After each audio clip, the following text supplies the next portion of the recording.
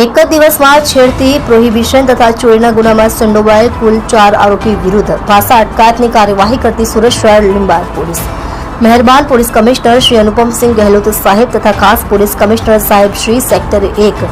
તથા નાયબ police commissioner સાહેબ શ્રી ઝોન 2 તથા મદદનીશ પોલીસ કમિશનર સાહેબ શ્રી ડી ડિવિઝન નાઓએ શરીર સંબંધી, મિલકત સંબંધી, પ્રોહિબિશન સંબંધી તેમજ મહિલાઓ સાથે છેડતી કરતા તેમજ આવા ગુનાઓ કરવાની ટેવવાળા ઇસમોને ગુનો કરતા અટકાવવા અને ગુનાઓ પર અંકુશ રહે તે સારું પકડાયેલા ઇસમો વિરુદ્ધ પાસા દરખાસ્ત કરવા સારું જરૂરી સૂચના આપેલ હોય, જે સૂચના અને માર્ગદર્શનના આધારે police inspector Shri SP Padheriya તથા સેકન્ડ પોલીસ ઇન્સ્પેક્ટર શ્રી વીએ જોગરાણા,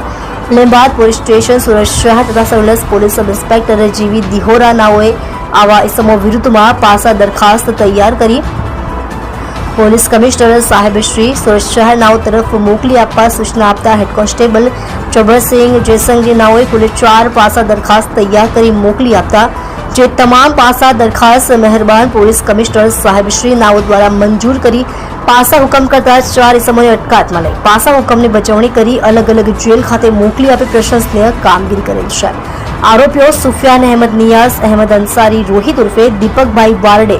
નિખિલ યશવંત પાટીલ તેમજ અજય ઉર્ફે પિન્ટુ રામસિંહ ગિરાસેને પાસા અટકાયત કરી કાયદેસરની કાર્યવાહી લીંબાયત પોલીસ દ્વારા કરવામાં આવી છે. તમે જોઈ રહ્યા છો સોમવાર ટાઈમ ન્યૂઝ. ઇરફાન મંસૂરી સાથે સુરત.